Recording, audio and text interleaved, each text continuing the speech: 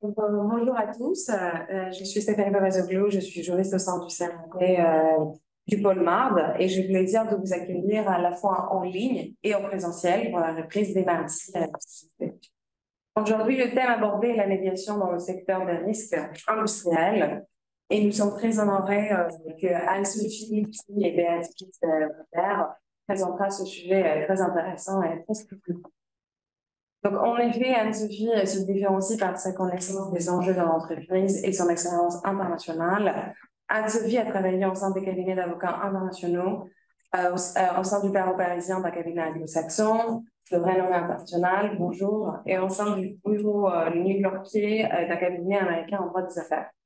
Anne-Sophie a aussi collaboré au sein de la direction juridique d'un grand groupe français, leader sur le marché de l'énergie nucléaire et de la construction de centrales nucléaires. Elle peut intervenir en France et à l'étranger, aussi bien en contentieux civil et commercial, comme conseil en droit commercial dans le cadre des procédures d'arbitrage judiciaire et de médiation. La pratique de Anne-Sophie inclut le droit des transports et le domaine du nucléaire. En sein du cabinet, Anne-Sophie a aussi développé une activité orientée vers les risques liés aux produits agroalimentaires et produits de santé. Elle intervient aussi en droit de construction, notamment au regard des problématiques de pollution du bâtiment. Elle est membre expert de la commission des risques AFNA. Béatrice Weber, elle est juriste senior chez Alpha Laval. Plus de 20 ans d'années d'expérience en droit des affaires dans un contexte industriel et international. Surtout, elle fait du droit des sociétés, gouvernance d'entreprise, stratégie commerciale, des contrats, propriété intellectuelle, marché public, assurance, et notamment des litiges contentieux avec une approche proactive pour anticiper les problèmes et minimiser les risques. Elle soutient juridique dans différentes situations de crise, gestion des procédures, liaison avec les cabinets d'avocats externes, suivi du contentieux devant les tribunaux, médiation et le arbitrage. Plus généralement, elle assiste, elle recommande et conseille d'un point de vue juridique la direction et les équipes opérationnelles dans leur activité quotidienne. Elle réalise les termes des contrats et en général, elle promouvoit la sensibilisation en risques juridiques liés aux activités, support à divers projets du groupe dans un contexte interdisciplinaire et interculturel.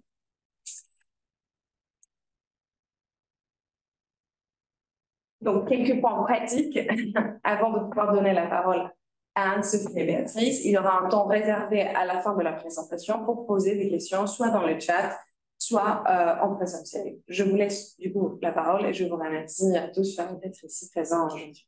D'accord, merci. Sachant qu'on s'est aussi réservé la possibilité peut-être de prendre des questions au fil de l'eau. Oui, je gère un peu le chat Zoom, donc s'il y a des questions, bien évidemment, si vous voulez qu'on bien au fil de votre présentation, il n'y a pas de problème. Oui, voilà, on s'est dit que ça rendrait peut-être les choses un peu plus vivantes. Interactif.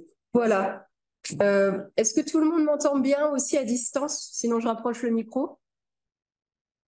Je ne peux pas vous entendre, mais je vais demander à lui. D'accord, ok, sinon, n'hésite pas. Écoutez, on est absolument ravis d'être avec vous ce matin et moi je suis ravie d'être accompagnée par Béatrice qui est effectivement une cliente du cabinet depuis plus de 20 ans et avec laquelle on a l'habitude de travailler très très régulièrement sur des sujets de risque industriel, que ce soit d'aspect contentieux ou d'aspect de médiation. Donc merci beaucoup pour cette présentation aussi qui a été faite de mon activité. Effectivement, moi, je travaille dans un cabinet qui s'appelle le cabinet de Grenier Avocat et qui est un cabinet qui fait partie d'un réseau international d'avocats en risque industriel. Donc, on a l'habitude, en tout cas, de traiter des aspects qui sont propres à ce domaine très spécifique et très vaste d'activité, comme on se l'est dit tout à l'heure, et à la fois sur des problématiques qui peuvent être vraiment franco-françaises, mais aussi sur des problématiques, qu'elles soient contentieuses ou aussi plutôt liées au mode amiable, sur un aspect plus international, où on sait que dans ces domaines-là peut aussi entrer des spécificités culturelles. Voilà pourquoi nous, on a à cœur de travailler avec différents modes de, on va dire, de médiation, que ce soit sur le CMAP ou sur des modes des fois de médiation un peu plus ad hoc selon les aspects. Voilà, sur notre partenariat, en tout cas avec Alpha Laval et sur d'autres clients industriels. Donc, oui. Alors, je ne sais pas si Le chat ne répond plus. il a l'air d'être capricieux. Ouais. Sinon, avec le... Si je descends comme ça avec le curseur. Voilà. OK. Donc, on a construit cette présentation de la manière suivante. L'idée pour nous, effectivement, c'est d'abord de rappeler un petit peu ce qu'est le risque industriel, puisque je me suis souvent rendu compte, et je pense que Béatrice, vous aussi, que ce soit dans notre univers de juristes, on ne connaît pas toujours ce que peut recouvrir le risque industriel. Donc, je pense que ça pouvait être intéressant de rappeler, en tout cas, ce que pouvait être ce domaine spécifique d'activité et pourquoi la médiation peut avoir un ou plusieurs intérêts appliqués au risque industriel. Ensuite, on veut développer quels sont les processus de choix de la médiation dans le cadre du risque industriel. Et vous verrez finalement que ce sont des modalités qu'on peut retrouver dans d'autres domaines spécifiques du droit qui ne sont pas simplement le risque industriel. Et puis aussi, finalement, nous, ce qu'on voulait développer aujourd'hui, c'était notre retour d'expérience sur ce qui avait pu être des cas de succès, d'échecs en médiation propres au risque industriel, qui peuvent être aussi retrouvés peut-être dans d'autres domaines du droit, mais qu'est-ce qui finalement a pu faire qu'un processus a pu arriver à son terme de manière positive ou de manière plutôt négative, et nos prospectifs de médiation, qu'est-ce qui pourrait être amélioré, ou ce qu'on pourrait en tout cas appeler de nos voeux pour que la médiation en matière de risque industriel se développe davantage, puisqu'en tant que juriste et avocat, on n'est pas que intéressé par des longs contentieux, on aime aussi des procédures qui peuvent se terminer plus rapidement et où tout le monde finalement il trouve son compte. Donc n'hésitez pas à nous interrompre en cours de présentation si jamais vous avez des interrogations plus spécifiques. Alors, la présentation du risque industriel, donc la définition d'un risque industriel, effectivement, c'est une définition qu'on veut relativement large, puisque le risque industriel, au sens où on l'entend nous, au cabinet d'avocats, c'est n'importe quel incident qui peut survenir au cours d'un processus de fabrication de n'importe quel produit ou dans la chaîne de production, c'est-à-dire soit l'atteinte au produit lui-même, imaginons qu'on fabrique des échangeurs, ou alors que ce soit par exemple, un exemple tout à fait aléatoire d'équipement, ou alors que ce soit la machine en elle-même de production qui va connaître un incident. Donc, dès qu'il y a finalement un petit grain de sel dans la machine de production industrielle.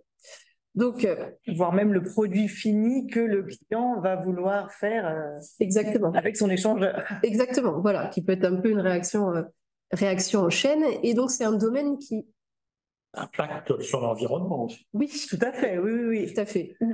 Même humain parfois, humain sur des produits qui peuvent être des polluants du bâtiment. Effectivement, c'est des problématiques qui sont variées. Et c'est des problématiques qui touchent énormément de domaines, puisque ça peut être l'agroalimentaire, ça peut être le domaine pharmaceutique, ça peut être la production en série, de masse, ou ça peut être aussi lié à tout ce qui est des aspects de construction de bâtiments. Donc, nous, ensuite, on rentre dans le domaine du risque industriel, puisque évidemment, l'idée du risque, c'est l'idée de prévention, c'est l'idée aussi d'anticipation, mais c'est aussi l'idée d'avoir connaissance finalement qu'un processus industriel, c'est souvent aussi attaché à un aspect danger, un aspect mise en sécurité.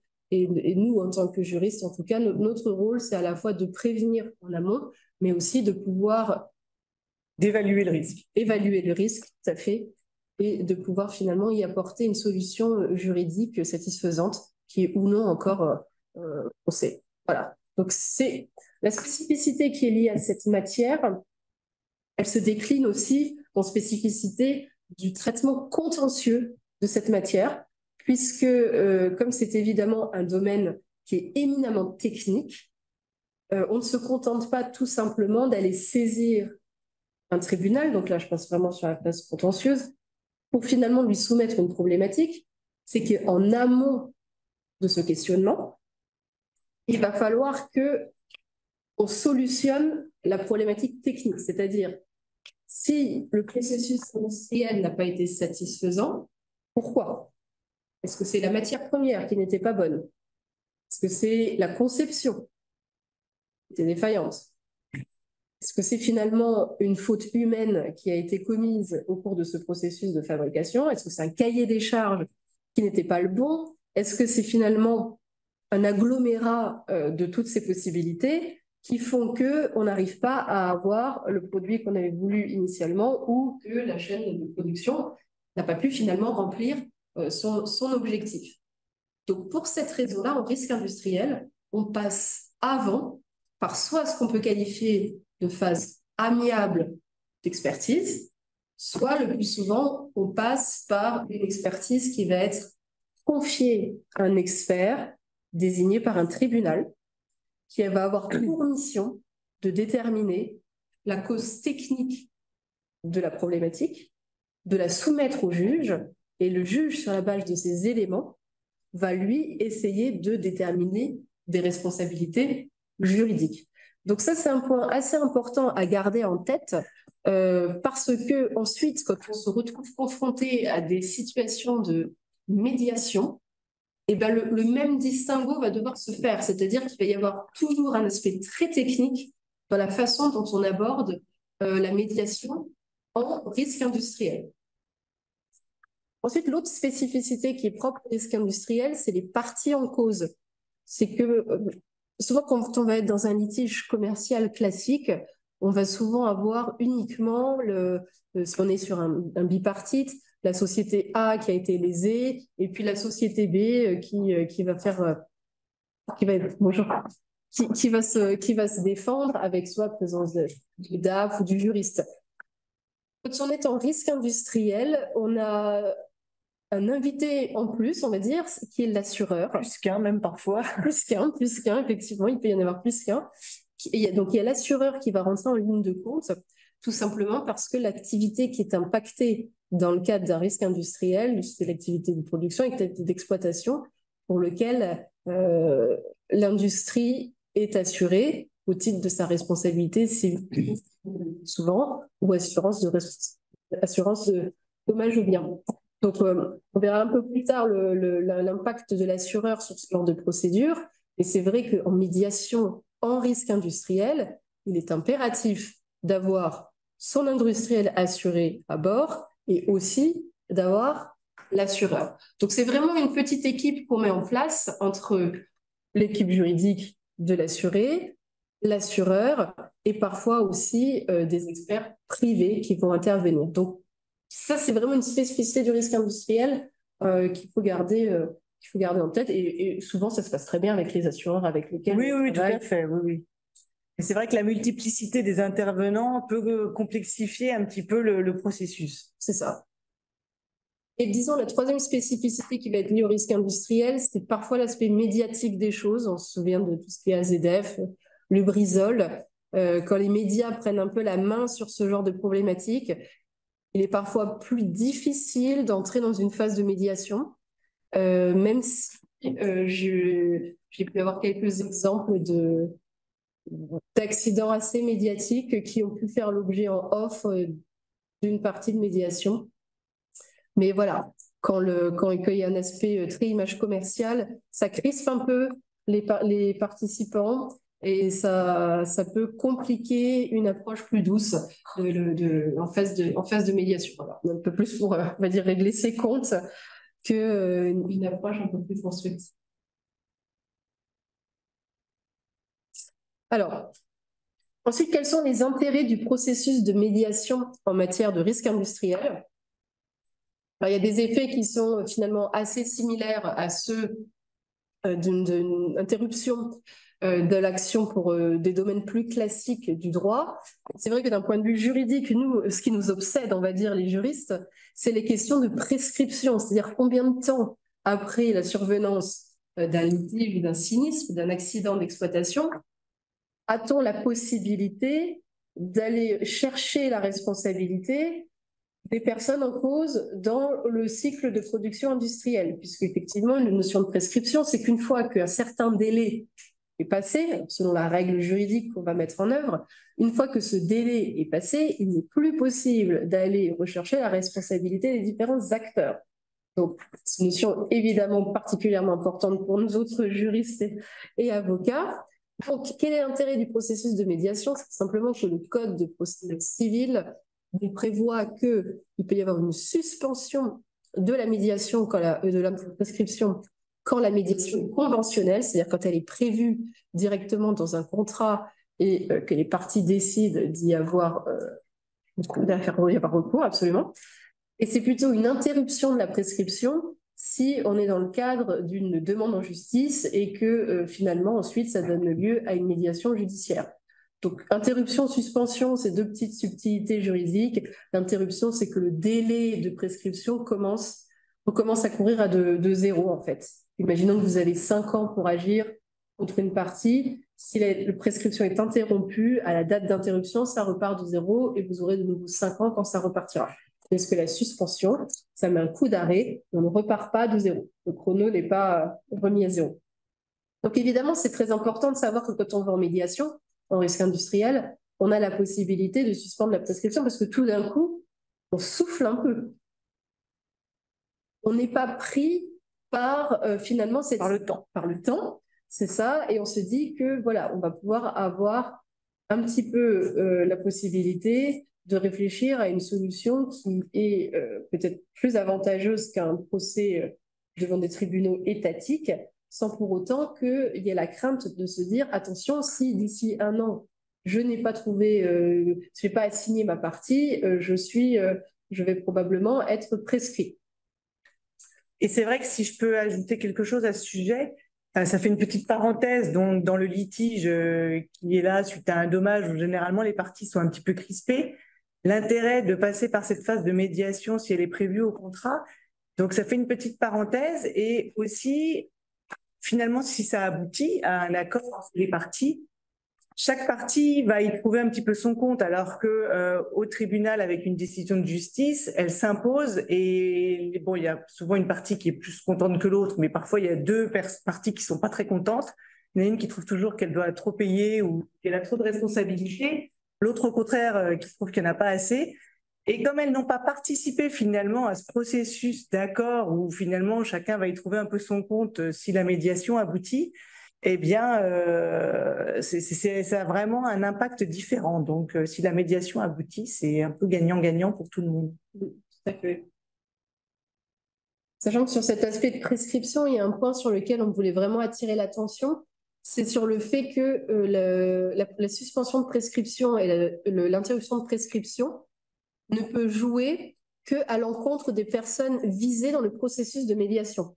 D'accord ? C'est-à-dire qu'on peut se dire, je vais essayer d'entrer en négociation ou de tenter une procédure de médiation vis-à-vis de cette partie A et cette partie B, mais on va oublier partie C et partie D, et on sait qu'en risque industriel, il peut y avoir énormément d'intervenants, entre les fournisseurs, l'exploitant, la société de maintenance ou les sociétés qui font du contrôle technique.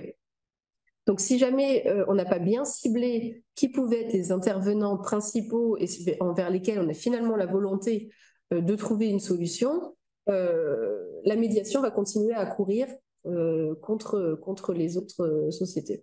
Alors, aux États-Unis, ils font un truc qui, nous, en France, on n'a pas tellement l'habitude de faire ça, mais ils font ce qu'ils appellent des toll agreements, c'est-à-dire qu'ils mettent par écrit le fait que la prescription va être suspendue à leur égard, en tout cas entre les parties en cause, le temps de trouver une solution juridique. En Angleterre aussi.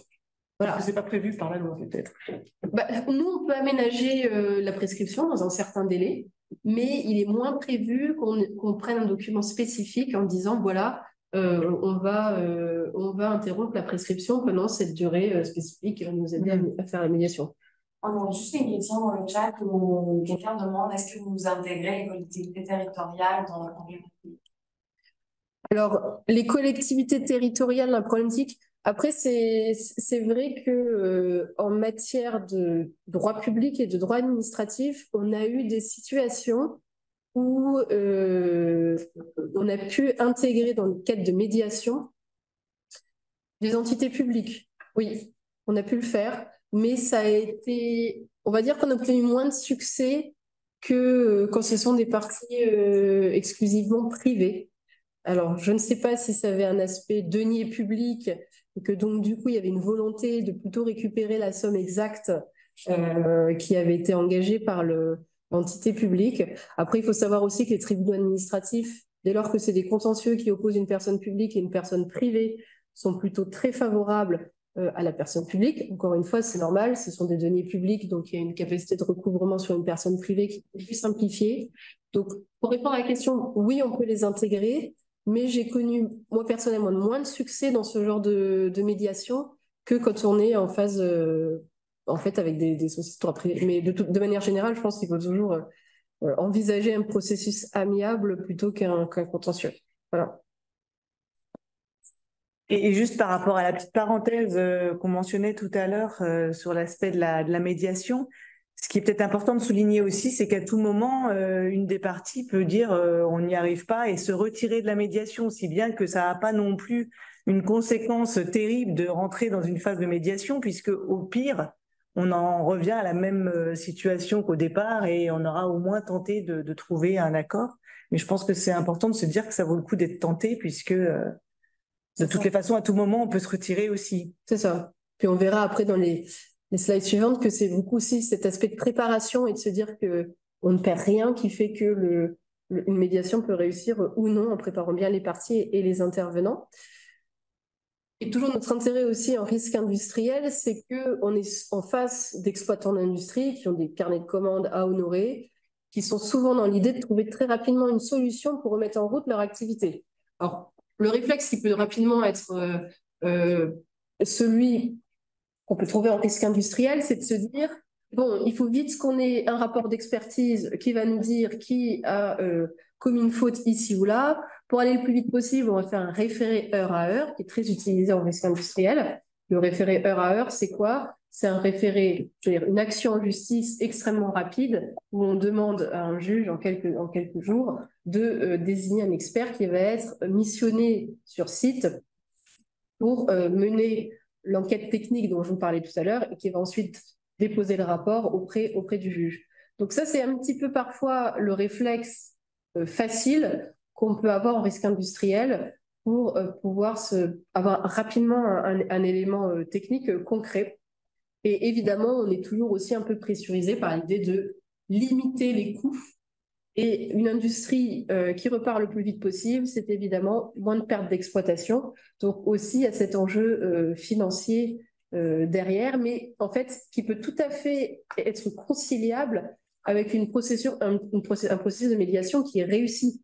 Parce qu'un des grands écueils quand même qu'on peut trouver en risque industriel, c'est que quand bien même vous avez un expert qui va être désigné dans les 3 jours de la saisine du tribunal et qui va convoquer les parties sur site la même semaine, il n'empêche qu'on voit énormément de cas où, suite à ça, l'expertise peut durer 2 ans.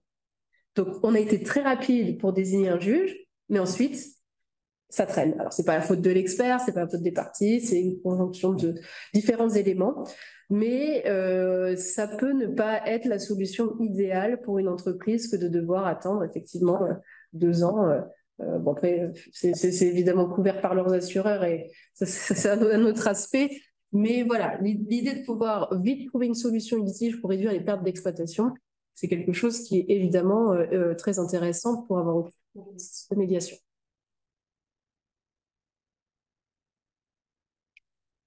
Alors tout à l'heure, je vous parlais de l'assureur. Et alors il faut savoir que les assureurs sont de plus en plus sensibles au processus de médiation. Récemment, je suis intervenue chez un assureur qui intervient principalement en construction. Et ils essayent au maximum de pouvoir trouver des solutions soit amiables, soit via un processus de médiation.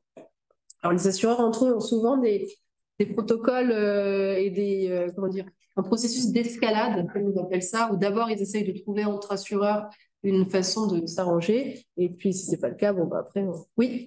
Oui, vous ont-ils dit pourquoi ils y étaient favorables? Est-ce que ce n'est pas parce que ça leur permet justement de se retirer de leur charge aussi, en disant puisque vous avez reconnu chez Rassuré votre erreur? Bien sûr, bien sûr. Parfois, ils sont quand même je dirais pas solidaires, mais ils supportent le fait de trouver un accord rapidement, parce qu'ils savent que derrière, l'exploitation va être remise. Pour Et du coup, l'exploitation, ouais. oui, c'est ça, ils peuvent quand même aussi y être favorables, mais même en participant. Ça peut arriver. En tous les cas, ce qui est important de savoir pour un client assuré, c'est que dès lors qu'il y a une problématique de risque industriel, il faut absolument qu'il intègre son assureur dans le processus de médiation. Tout simplement parce que s'il avançait en médiation sans en avoir informé son assureur et qu'à terme, une solution est trouvée avec l'autre partie, mais sans que l'assureur ait été informé ou qu'il ait souhaité, qu'il ait donné son accord, on peut se retrouver avec Du coup, voilà, ils se désengagent. il se désengage complètement avec un refus de garantie, en fait. Donc, c'est un peu les mêmes idées qu'on envisageait en introduction, c'est qu'on est vraiment une équipe, que ce soit en phase de médiation ou que ce soit en phase plus contentieuse entre l'industriel assuré et l'assureur, avec des objectifs finalement qui sont communs. Alors, l'assureur n'est pas toujours visible dans le cadre d'un procès et il n'est pas toujours visible dans le cadre d'une médiation, c'est-à-dire qu'il ne participe pas toujours, mais il faut au moins impérativement l'informer qu'il y a une possibilité de trouver, d'entrer en médiation, que si une médiation va jusqu'au bout, il y aura une transaction qui sera trouvée et que l'assureur soit d'accord. Et plus que l'informer, je dirais même lui demander de se positionner. Oui. Parce que comme ça, d'avoir une réponse claire de l'assureur quant à sa position, et du coup, après, il pourra plus se désengager. C'est ça. Puisque si effectivement on trouve un montant d'indemnisation à l'issue de la médiation, et c'est l'objet de cette transaction, après c'est à l'assureur de couvrir. Donc c'est certain qu'il faut qu'il soit le plus impliqué possible dans ce processus.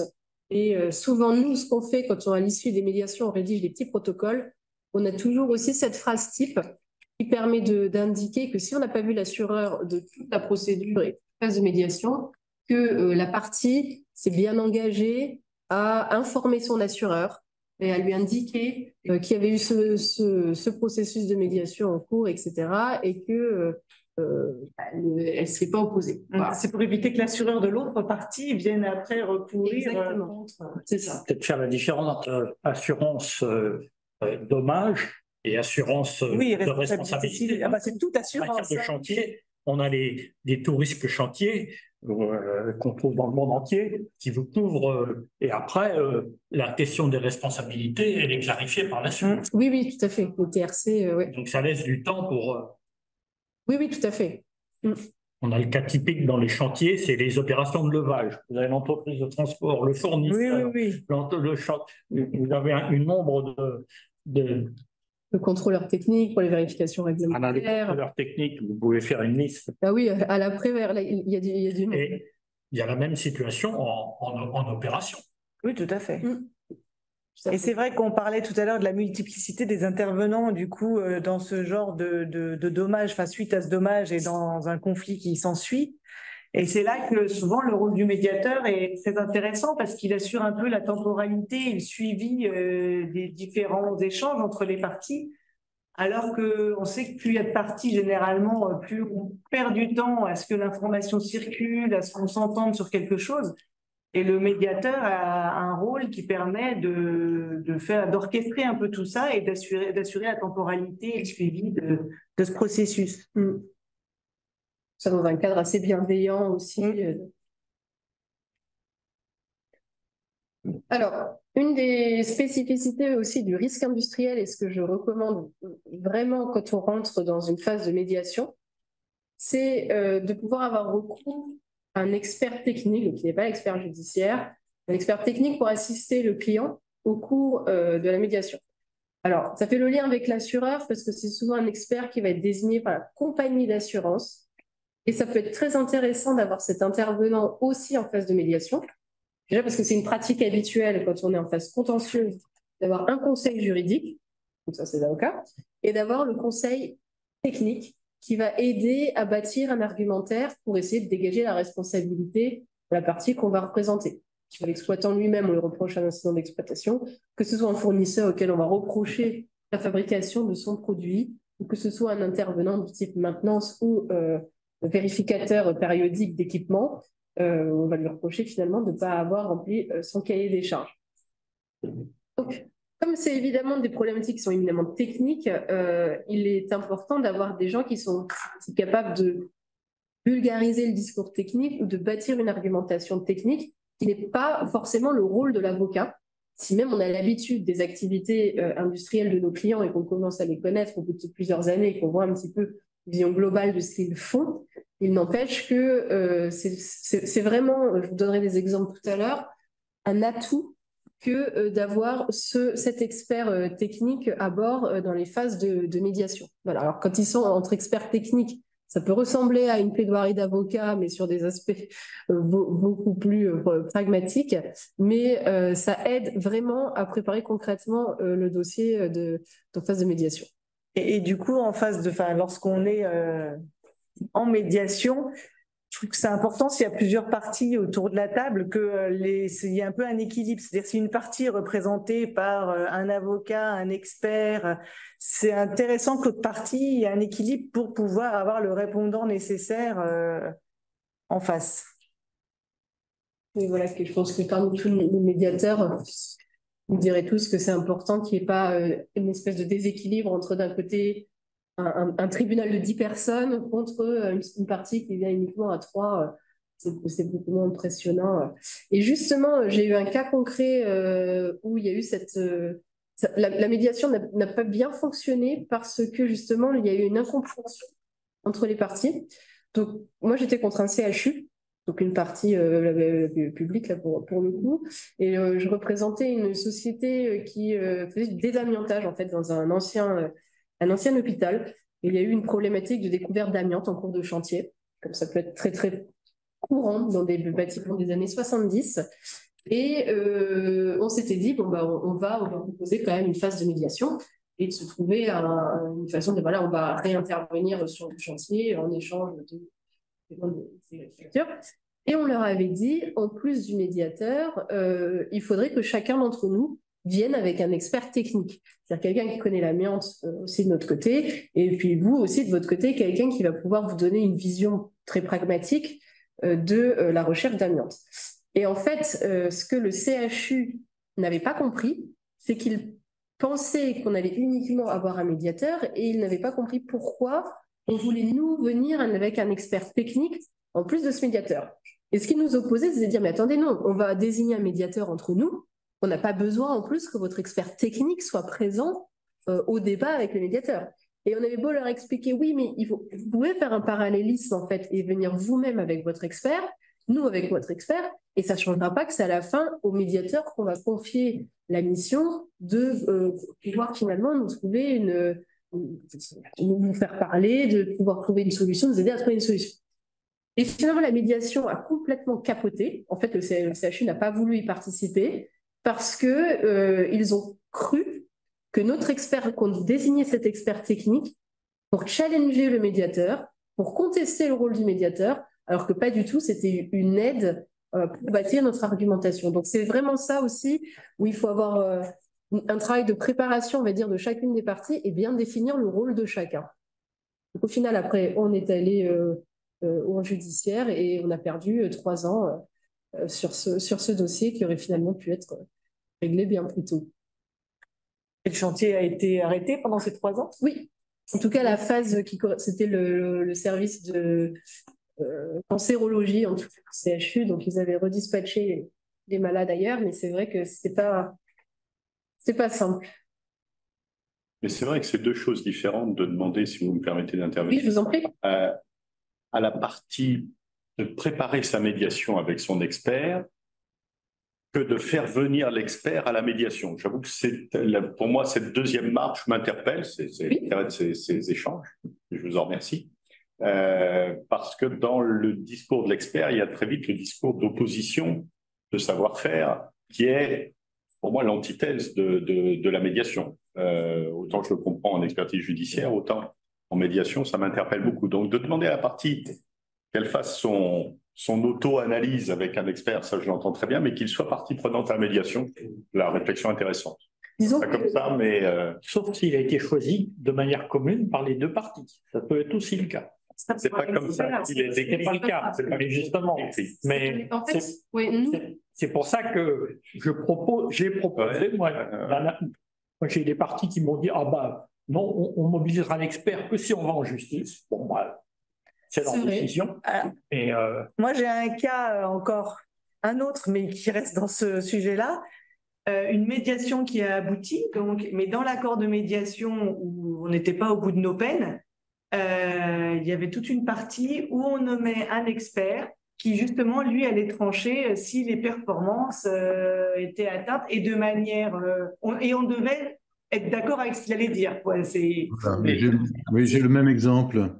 sur tourner. Je voudrais intervenir si vous m'entendez. Oui, oui, très bien.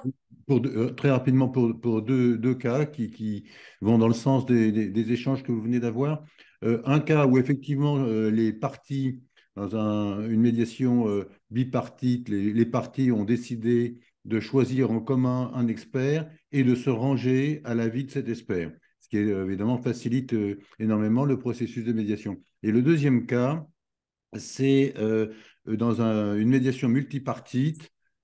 Chaque partie avait son expert et j'ai été amené donc à organiser des réunions plénières d'experts en dehors des parties elles-mêmes et de leurs conseils pour que les experts voilà, puissent travailler et échanger sur les différentes techniques qui les opposaient et essayer de converger sur un diagnostic commun qui servirait ensuite de base pour faire progresser la médiation. et c'est vrai que ça, c'est tout l'art du médiateur, de savoir peut-être à un moment sortir certaines personnes et les mettre dans une pièce à part pour essayer d'en tirer quelque chose et de l'amener après à chaque partie pour toujours dans le but qu'elle trouve un accord. Oui, c'est ça. Et je dirais aussi que moi, j'essaye d'interroger le client sur ce qu'il met à l'aise, en fait. Parfois, j'ai des clients qui, quand bien même ils débriefent avec leur expert technique, ne sont pas à l'aise à défendre la problématique devant le médiateur et me disent, écoutez, je serais plus à l'aise si monsieur ou madame machin était à mes côtés. Et dans ce cas-là, je préviens la partie adverse en leur indiquant qu'il va y avoir un expert et je briefe le plus possible l'expert, voir si on se connaît déjà bien. Je demande spécifiquement d'avoir un expert qui va être un petit peu moins vindicatif, un peu plus un aspect commercial, en lui indiquant, voilà, le but c'est de trouver une issue amiable. On va tous avoir une position bien plus arrondie. Le but n'est pas de venir débattre comme on fait dans une expertise technique, de la même manière que moi, quand j'interviens en médiation, je n'ai pas la même attitude qu'au tribunal. Scoop. Voilà. Mais c'est vrai qu'il faut, encore une fois, bien discuter avant avec le client, avec son expert, définir les rôles aussi, qui dit quoi, et bien briefer les parties qui seront là. J'évite de choisir quelqu'un qui n'a pas l'habitude de participer à une médiation, qui va y voir évidemment, parce que c'est le risque aussi, hein, pour n'importe quel professionnel, mais d'y voir une tribune, de pouvoir exposer sa connaissance de la matière technique, etc. etc. Mais bon, ça, ce risque. Et c'est vrai que ça, c'est vraiment tout l'art de la préparation, du coup, de la médiation. Parce que si c'est bien amené, peut-être que l'autre partie va se rendre compte aussi que ces demandes sont un petit peu aberrantes, prendre du recul et se dire, bon allez là, c'est vrai que si je veux en finir rapidement, il faut peut-être que je rabaisse un peu mes prétentions, alors qu'au tribunal, on sait qu'on va toujours demander plus en se disant, voilà, si j'ai moins, ça ira quand même, mais je demande... Si je peux me permettre, tous les cas sont possibles en matière d'expertise, parce que comme citait, c'est pas quelque chose que j'ai vécu, mais quelqu'un a vécu, une médiation CMAP où les deux parties, devant la complexité du sujet, se mettent d'accord pour une expertise commune. Ils ont une expertise et les deux parties ne sont pas d'accord avec les conclusions. Oui. Ils sont d'accord sur le fait, mais ils ne sont pas d'accord. Mais ils se sont servis du rapport pour construire leur accord. D'accord. C'est-à-dire qu'ils ont servi de la structuration technique par l'expert des différents sujets et ils les ont traités eux-mêmes. Donc en fait, l'expert les a aidés à construire leur agenda. D'accord. Et ils ont trouvé. Et d'après ce qu'on m'a dit, ils avaient trouvé un accord. D'accord. On dit beaucoup d'accord quand même. Donc il y a. On a juste une autre question. Oui. Est-ce que chaque partie dispose de son propre expert technique? Souvent, c'est le cas parce que c'est en lien avec l'intervention de l'assureur. Souvent, l'assureur va dire, voilà, je peux faire intervenir. Alors, sous-entendu, si jamais, évidemment, le litige a été déclaré à son assureur. Parce qu'il y a des situations où, finalement, pour l'histoire de franchise aussi, on ne déclare pas et à ce moment-là, on a moins l'intervention d'un expert technique. Mais chaque partie a la possibilité, effectivement, d'avoir son expert technique. Ce n'est pas une obligation du tout, hein. Il peut y avoir des assurés au sein même de l'équipe opérationnelle. Ils connaissent bien mieux le sujet que l'expert technique. J'ai notamment des exemples en levage. Les spécialistes de ce client en matière de levage ont une telle connaissance de leur domaine d'activité que ça ne sert à rien de leur faire venir un expert technique à côté qui connaîtra bien moins le sujet qu'eux-mêmes. Donc, c'est... Ils ont leurs propres experts en général. Comment? Ça, oui, oui. Ils ont leurs propres experts. Et après, imaginons qu'un assureur ne veuille pas suivre pour ce litige et nommer un expert qui normalement est effectivement le propre de l'assureur. Imaginons que là, ce ne soit pas le cas. Une partie peut toujours nommer un assureur et le payer avec des honoraires directs. Un expert, vous voulez? Oui, oui, oui. Oui, tout à fait. J'ai dit autre chose. On avait. Un expert, oui. Ça. Voilà, l'idée, c'est vraiment d'être... quelle est la situation finalement qui va mettre le plus à l'aise le client, la partie, pour entrer finalement dans cette phase de médiation et qu'on soit, comme vous disiez tout à l'heure, Béatrice, en parallélisme avec l'adversaire. Donc là, j'avais présenté la médiation. Sur la slide précédente, c'était bien marqué, oui, conventionnel. Du coup, bien éventuellement, de plus en plus dans les contrats, on remarque qu'il y a des clauses de médiation préalables à toute saisine de tribunal ou d'arbitre. Et c'est vrai qu'on le voit de plus en plus. Et personnellement, moi, j'y suis plutôt favorable. Mais du coup, bien le prévoir dans un contrat avec des clauses types qui peuvent être effectivement proposées par le CMAP. Exactement. Dans les ordonnances de référé aussi, ça apparaît de plus en plus. Sur Charmant. Oui, je pense qu'il faudra. À Versailles aussi impose des phases de médiation. Oui, oui, maintenant. La procédure en référé d'ailleurs. Parce qu'on ne sait plus à quel moment elle doit commencer. C'est vrai, ouais. Ça, il y a un flou artistique autour de tout ça. Ce sera sûrement un obstacle d'ailleurs, parce que comme on peut avoir l'impression que maintenant ça devient automatique, à partir du moment où on va au tribunal, on vous demande de passer en médiation, de dire je ne mets plus la clause de médiation, puisque si je vais au tribunal, on me demandera d'aller en médiation. Je pense que là, il y a CMAP, quelque chose à faire. Là, il y a un peu compliqué. Bien différencier la conventionnelle de la planning, les listes de jouissance, tout ça, cours, etc., les constats. Vous éviter les constats dès le départ, si les gens touchent autre chose, etc. Alors là, moi, je demande à voir. C'est pour ça que je suis là, d'ailleurs. Pour apprendre, justement. Avoir une boule de cristal sur les emmerdes qui arrivent sur ce sujet. C'est un peu la stade suivante. Justement, là, c'est dans le phase de... Oui, c'est imposé dans le référé. Aujourd'hui, c'est imposé dans le référé sur certains tribunaux. Oui, peut-être. À Paris, je n'ai pas trop vu ça encore. À Paris, non. Je sais pas. C'est récent, c'est très récent. C'est les dernières ordonnances qui tombent. Et ça met un peu à bas le principe du référé, puisque le référé, on a un peu le cadre d'urgence, même si ce n'est pas un référé de RAE. Oui, parler de RAE, c'est plus pour les constats. Le RAE, c'est sur mais sur des choses comme la passerelle qui est tombée sur l'aéroport, des choses comme ça, c'est pour venir constater très rapidement avant qu'il y ait des preuves qui s'en aillent. Parce que là, mais parfois, même pour demander à un industriel d'agir rapidement sous astreinte, ça peut être demandé. Je trouve que les tribunaux, alors pas tous, mais ils ne sont pas toujours très vigilants sur l'appréciation du caractère d'urgence du référé heure à heure. Et pour être sûr de ne pas faire d'impair, ils disent oui, effectivement, processus industriel, c'est toujours un peu urgent, donc ils ont tendance à rapidement octroyer un référé d'heure à heure, alors que finalement, comme on le voit, des fois, ça peut traîner pendant des années. Heure à heure, moi je dirais que c'est l'inverse. Ils sont de plus en plus frileux. Jamais vu. Ah bon? Jamais. Vous les refus parce que vous n'êtes pas obligé de respecter le contradictoire. Et ça, ils aiment pas les magistrats. Il faut vraiment qu'il y ait des raisons pour qu'ils y aillent. Le dernier que j'ai vu passer, les avocats, ils n'ont pas resté faire passer. Et c'est pas sur l'urgence. C'est parce qu'on avait dit qu'il y avait une contestation sérieuse, mais c'était... On mettait quand même en doute Oui, il y avait une contestation sérieuse, mais aussi le caractère urgent n'était pas du tout démontré. J'oublie les dossiers que je suis contradictoire sur les premières réunions. Et ça, ils n'aiment pas. Parce que là, on avait... Oui, là, nous, on avait eu un contradictoire. C'était il y a quelques années, mais c'est vrai que, bon, si j'oublie mes succès et que je me souviens de mes défauts... Oui, non, ça ne va pas du tout. Donc voilà, donc ce que je voulais vous dire là sur les 2 prochaines slides, sans que ce soit forcément nécessaire d'y revenir, parce que c'est un peu les grandes lignes, c'est qu'en risque industriel, comme ailleurs, on peut soit avoir cette phase de médiation conventionnelle, comme vous en aviez indiqué, Béatrice, ou alors judiciaire, en cours d'instance. Et quand je précise en cours d'instance, ça peut être à la fois en première instance ou alors en stade de l'appel. Ça peut exister, on peut avoir une très mauvaise décision et puis tout d'un coup, le tribunal qui nous dit, écoutez, je pense qu'en phase d'appel, vous pouvez trouver un terrain d'entente et aussi devant toute juridiction. Ça m'est arrivé devant les tribunaux administratifs comme devant les tribunaux judiciaires. C'est plutôt une bonne nouvelle. Surtout qu'ils ont officialisé l'opposabilité du rapport en médiation maintenant, sur les derniers articles. L'année dernière. Après, c'est pareil, ça aussi, il faut voir comment ça va s'articuler. Et c'est vrai que, par exemple, un expert qui est désigné par un... Ça, c'est une différence qui existe entre judiciaire et administratif.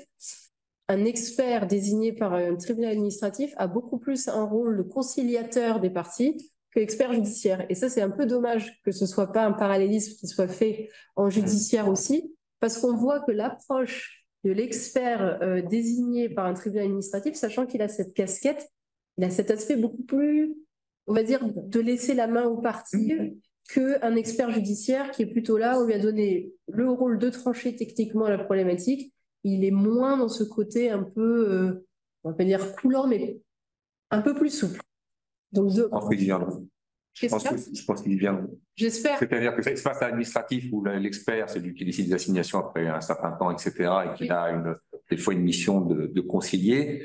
Au civil, ils en parlent de plus en plus parce que justement, c'est tellement rigide que c'est à cause de ça que les procédures sont longues. Parce que justement, il est tellement pris et encerclé par les avocats qu'il est coincé. Ben, c'est ça. Il ne peut pas faire de médiation. C'est quasiment impossible. S'il prononce le mot. Mais j'ai l'impression que les avocats sont les premiers demandeurs. Enfin, sur 2 expertises en cours, je sens que les avocats demandent au civil, non pas la décision finale, mais s'ouvre la voie de la médiation sur le rapport de l'expert. Parce que, pour un exemple, là, on parlait de réunir les experts techniques entre eux, etc. Ça, sur une procédure civile, c'est d'entrée de jeu, quoi. Alors, c'est tellement pratique. C'est tellement pratique de leur dire, mettez-vous dans une salle, surtout sur les préjudices financiers, etc. Mettez-vous entre vous. Si vous sortez avec un chiffre commun, tant mieux, on le prend et puis terminé. On n'en parle plus. Ça fait un sujet en moins déjà. Alors, et ça, c'est un vrai sujet. C'est ce qui se fait souvent quand même, que les experts se mettent d'accord sur les aspects financiers. Après, le problème, c'est que reste quand même la détermination de la faute qui fait que tant qu'il n'y a pas un rapport qui leur est dit noir sur blanc, c'est B ou c'est A ou c'est C qui a commis...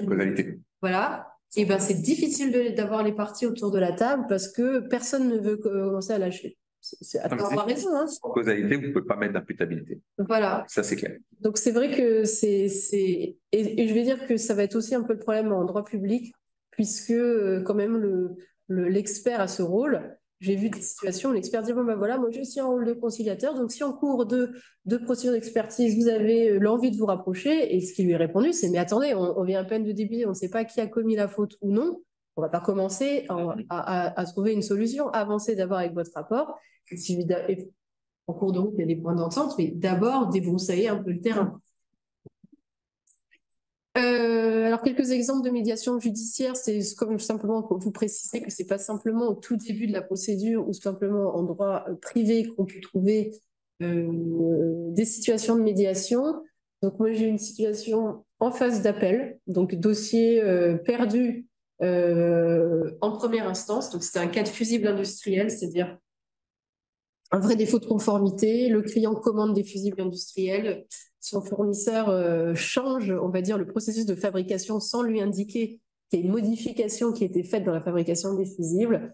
Ces fusibles industriels sont posés et on se rend compte finalement qu'ils ne remplissent pas les caractéristiques techniques pour lesquelles ils ont été commandés.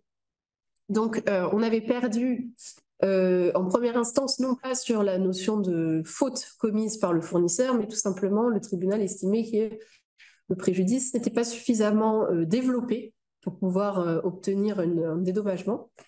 Et en phase d'appel, c'est la cour d'appel finalement qui nous a proposé une médiation judiciaire. Donc au début, le client était assez réticent parce qu'il était dans une idée de vendetta totale et de se dire on a perdu en première instance, il faut absolument qu'on se venge en deuxième phase d'appel. Donc il faut calmer les ardeurs dans ces cas-là.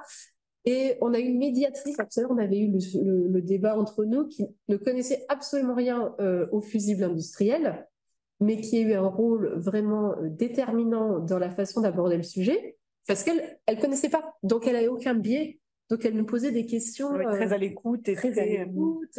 Et puis, des questions qui sont très simples, en fait, qui ont permis. Alors là, il n'y avait pas d'experts, il y avait uniquement les opérationnels de chaque partie, donc ils connaissaient très, très bien leurs produits. Et suite à ça, on a pu trouver finalement un terrain d'entente et le client d'être un petit peu dédommagé aussi pour le préjudice qu'il avait subi. Donc, c'est un bon exemple de médiation réussie en cours d'instance. Et notamment, voilà, avec une personne, là j'agrémente ma slide par notre discussion de tout à l'heure, mais vraiment qui n'avait pas de connaissances particulières en médecine industrielle. Et peut-être ce qu'on peut souligner là, c'est vrai que dans le cas que vous mentionnez, Anne-Sophie, là, il y a une relation fournisseur-client et que souvent, dans le cadre de la médiation, on se rend compte qu'il y a quand même une relation à préserver avec cette relation client-fournisseur et que si ça se trouve, ce client ne peut pas changer du jour au lendemain de fournisseur. Et donc, se dit, je dois continuer de travailler avec lui. Et de la même manière, le fournisseur se dit, je dois aussi continuer de travailler avec ce client. Et il faut qu'on trouve un accord pour qu'on reparte sur une base saine et pas avoir cette grande détail qui est au-dessus là de la relation et qui n'est pas bonne dans le cadre des relations entre. C'est sûr que la médiation, pour ça, au niveau de la relation durable. C'est ça, il faut préserver cette relation. C'est ça. Et tribunal administratif aussi très ouvert à ce genre de situation. Avant même, donc c'était nous on représentait une société qui s'assure du respect de la réglementation de la sécurité aérienne. Et ils font notamment des audits de mécaniciens, puisqu'il faut savoir que pour pouvoir intervenir sur certains types d'appareils, il faut avoir une licence et il faut avoir, simplifié, on va dire, des certificats spécifiques. Et cette société s'assure à intervalles réguliers que le mécanicien dispose encore à la fois des moyens humains, des moyens techniques et des moyens financiers pour pouvoir mener sa mission. Et il se trouve que la société justement de réparation la société qui embauchait ces mécaniciens s'était fait suspendre son agrément au motif que elle ne remplissait plus les critères. Voilà. Donc évidemment pour elle c'est très problématique parce qu'elle ne peut plus récupérer du travail, à savoir le contrôle des avions, et elle avait saisi le tribunal administratif pour dire oui, la décision de cet organisme qui fait du contrôle aérien et qui en fait a une mission de service public puisque c'est une délégation de la DGAC, donc a fait un recours en disant en fait vous me bloquez mon activité et puis en plus la façon dont l'audit a été mené, les factures étaient trop chères, etc. C'est pas possible. Donc le tribunal administratif a désigné un médiateur pour pouvoir concilier les parties. Mais le souci qu'il y avait dans ce cas de figure-là, c'est que d'un côté, on a une décision réglementaire qui est quand même difficile à remettre en cause puisque ça porte sur la sécurité aérienne et le client avait dit moi, j'ai un cahier des charges, en fait. Je réponds à la DGAC dans certains cas, je réponds à l'Agence européenne de sécurité aérienne dans un autre cas. Donc, je ne peux pas non plus aller en médiation et mettre dans un protocole oui, non, je retire mes décisions. En revanche, il était d'accord pour réfléchir sur la question des factures. C'est-à-dire, oui, peut-être qu'on peut faire un effort sur la facture qui a été réglée et on peut essayer de trouver un accord à ce niveau-là, mais pas sur la suppression de la suspension d'agrément. Donc voilà, en tout cas, un exemple d'une problématique de droit public avec une personne qui est dépositaire finalement de prérogatives de puissance publique qui a pu entrer de manière adéquate dans le cadre d'une médiation ordonnée par le tribunal administratif. Donc du coup, ça fait un peu la transition entre ce que, de manière un peu pratique, on a pu considérer comme étant des succès et des échecs des médiations, à la fois côté client et côté avocat. Je dirais de manière un peu simple qu'évidemment, la réussite d'une réunion de médiation, ça repose sur la préparation de cette réunion, à la fois en amont et puis aussi pendant la réunion de médiation. Donc, en amont de la réunion, ce qu'on essaye vraiment de bien préparer avec le client, c'est déjà quels sont les documents un peu clés qu'il va falloir présenter au médiateur. Alors, ça, évidemment, c'est les éléments qui vont être des éléments un peu chiffrés et qui vont être aussi les documents techniques. Alors, le médiateur, lui, ne va pas trancher comme un juge avec un dossier, avec des pièces, etc., etc. Mais c'est sûr qu'on arrive en étant un peu plus serein quand on sait que dans son dossier, on peut présenter des photos à la partie adverse, mais regardez votre chantier, vous voyez bien, ce jour-là, il n'y avait personne. Voilà. Donc, avoir une position qui c'est pas tant pour avoir un dossier pour convaincre, mais aussi d'être préparé, ça rassure, en fait, de savoir où trouver les éléments. Informer évidemment le client sur le rôle du médiateur et le déroulement d'une médiation, puisque effectivement lui rappeler que le médiateur n'est pas un juge, que c'est pas lui qui va trancher, qu'il a un rôle de facilitateur avec les parties, qu'il est possible de demander des pauses aussi, que ce soit avec son avocat ou que ce soit directement avec le médiateur, et que surtout, parce que j'avais une situation comme ça, un client, on va en médiation, il est le demandeur, il est persuadé que s'il parle en premier, il perdra. Parce que pour lui, celui qui parle en premier, c'est celui qui a forcément tort.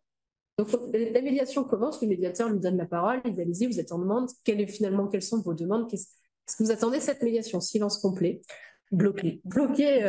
Alors, je le regarde et je lui dis allez-y, alors il ne dit pas un mot, alors je demande au médiateur est-ce qu'on peut avoir une petite pause, juste une minute, parce que j'ai l'impression que le client a l'air un peu pétrifié, et je le prends dans une salle à côté, je lui dis pourquoi vous n'avez pas exposé les chiffres qu'on a travaillé ensemble et puis dire finalement ce que vous attendez de cette médiation.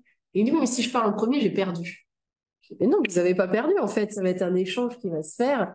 Et c'est là où je m'étais dit ok, il n'était peut-être pas assez préparé à ce processus. Et aussi, en l'occurrence, on avait en face de nous une partie danoise. Alors, les Danois sont suédois aussi un peu durs, hein, en négociation, posture extrêmement fermée. Donc, je pense qu'il avait dû se dire en face de moi, il y a le gars danois qui décoche pas un mot, moi non plus, je vais rien dire du tout. Et au final, ça avait fait une médiation silencieuse. Ah ouais, puis c'est surtout rigide, glacial. Donc ça s'était très mal déroulé là pour le coup. Donc, côté échec alors. Oui, là c'était, on avait trouvé un accord, mais les clients n'avaient pas été particulièrement satisfaits, mais parce que je pense qu'ils s'attendaient à des choses. Ils étaient utopistes en fait sur ce qu'ils pouvaient obtenir et c'était plutôt ça, quoi. Bon, le choix du lieu de médiation, si ce n'est pas déjà défini dans l'accord, est évidemment important. Oui, il vaut mieux un lieu neutre, parce que forcément, si on va chez une partie, l'autre va penser que... C'est ça, même si au final, c'est vrai que soit c'est des lieux qui sont à disposition, des salles. Après, moi, je n'ai pas de difficulté non plus, si un confrère a une grande salle de réunion très agréable, à me rendre chez lui avec le médiateur. Ça me pose pas de difficulté particulière. Voilà. C'est pas... Si après on est reçu de manière équitable, on va dire, et qu'on ne met pas des chaises branlantes ou de votre côté. C'est ça, exactement, où on fait 2 heures qui finalement nous offrent pas un verre d'eau, qui peuvent être des fois des stratégies, on connaît, de négociation pour affaiblir l'autre partie, mais voilà. Et ensuite, comment on se prépare pendant la réunion? Donc la question, est-ce que l'expert technique vient ou non? Est-ce qu'on fait venir plutôt le DAF si c'est une question financière? Et surtout, la répartition des rôles, qui dit quoi? Puisque, évidemment, quand il y a l'avocat, j'ai des clients qui ont l'habitude, ils disent, maître, c'est vous qui avez l'habitude de parler, allez-y, parlez. Et non, parce que ce n'est pas tellement une plaidoirie, c'est vous qui allez renouer le dialogue avec cette partie en face de vous, et c'est vous qui allez présenter finalement votre positionnement. Alors, et c'est moins intéressant d'avoir la règle juridique et d'avoir finalement ce que vous attendez de ce processus. Donc, j'essaye de leur faire comprendre que mon rôle peut être plus en retrait que ce à quoi ils ont l'habitude devant le tribunal. Parce que je pense que ça peut très vite escalader. En fait, quand l'avocat parle beaucoup, c'est pareil pour les experts, l'avocat adverse parle beaucoup, puis encore de nouveau l'avocat. Et je trouve qu'on peut vite perdre le côté un peu plus chose des parties qui va être, selon moi, le processus de médiation. Et ça, c'est un petit peu le rôle du médiateur aussi. Souvent, il est un petit peu là pour vraiment entendre les parties et être à l'écoute, reformuler. Et c'est par le biais de cette reformulation que l'autre partie va peut-être l'entendre différemment et du coup, c'est important. Ça doit être fructueux aussi pour l'avocat et les avocats et les médiateurs de parler en dehors de de la séance plénière. Parce qu'en fait, aussi, on peut passer des messages. C'est ça. Si vous voulez, l'avocat, le conseil peut aider son client Oui, bien sûr. à présenter les choses aussi. Hein. C'est ça. Et si ça n'a pas déjà été fait un peu en amont, le rebooster un peu, mais c'est vrai que j'ai des situations où finalement la présentation enfin, que ce soit un peu introductif, ça m'est arrivé de dire voilà, je veux juste faire une petite introduction de fait, mais après je laisserai la main au client pour exposer ses demandes, un petit peu sa vision des choses.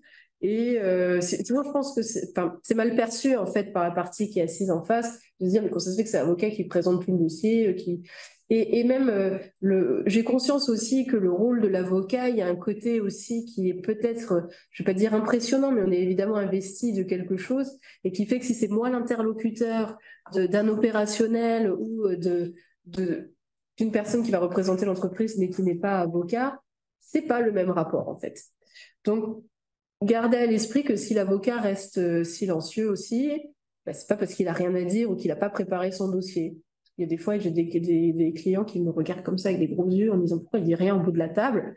Oui, bah, on a travaillé ensemble. Vous avez dit que j'interviendrai un petit peu moins. Si vous avez besoin de moi, on fait une pause et puis je vous réexplique. Mais voilà, tout est une question de vraiment bien préparer en amont pour pas qu'il y ait de cafouillage le jour J. Et dans cette approche justement spécifique de risque industriel, vous considérez en tant qu'avocat de partie que le médiateur doit plutôt être un sachant du domaine ou pas? Tout à l'heure, vous aviez parlé de l'exemple en appel et de la médiatrice non sachante. Fusible. Ouais. Pas particulièrement, en fait, j'ai des cas de figure où effectivement le médiateur avait quand même une petite connaissance technique en disant voilà, moi j'ai l'habitude de ce domaine. Et je pense que c'est effectivement mieux si quelqu'un qui est un peu plus profane, parce qu'il va il n'y a pas qu'il y ait une espèce de candeur, mais il va avoir peut-être une écoute différente de la présentation par chacune des parties, on va dire. Et j'ai pu avoir des situations aussi où si le médiateur avait une imprégnation trop marquée d'un domaine d'activité et le client était par exemple simplement un fournisseur de telle partie, il va dire mais Il va y avoir un biais, oui. Voilà, alors si la médiation se passe bien, on dit bon bah parfait, on est content. Mais si ça s'est mal passé, ils disent ah oui mais je crois que le médiateur quand même il préférait l'autre partie. J'ai l'impression qu'il a mieux compris, il connaissait pas notre domaine d'activité. Donc à choisir, je préférerais quelqu'un qui ne connaît pas. S'il vous plaît, Pierre Charton à nouveau. Oui, je suis d'accord avec vous, maître. Mon expérience de la médiation, en tant que partie ou en tant que médiateur, c'est que il y a un petit paradoxe là-dedans. Les parties souhaitent initialement toujours avoir de préférence un médiateur qui connaisse leur domaine d'activité.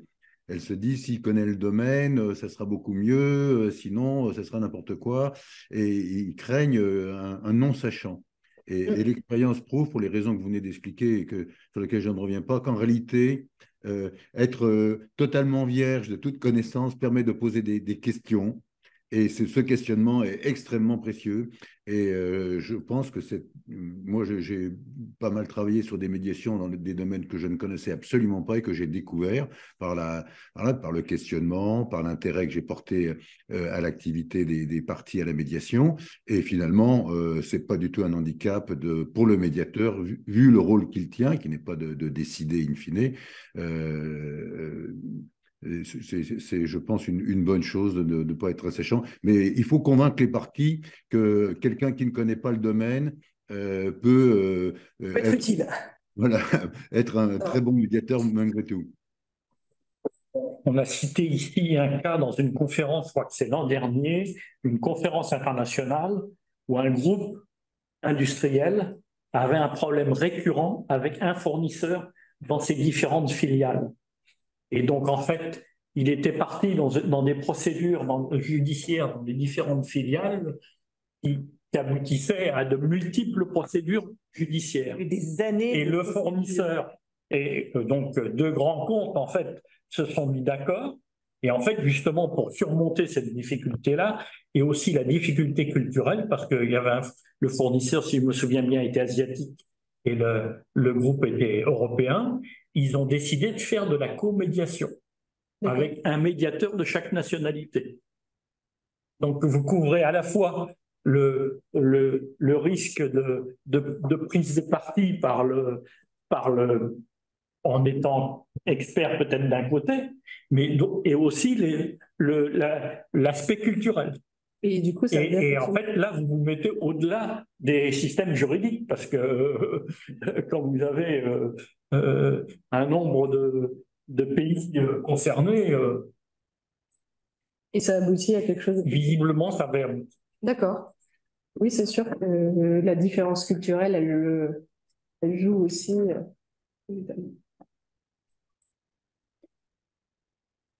On peut rebondir aussi sur l'aspect technique, en fait. Je pense que pour aider les parties à résoudre un problème de risque industriel, il est intéressant en amont de bien faire le tri dans les différents sujets de ce qui est de l'urgence et de ce qui est de l'importance.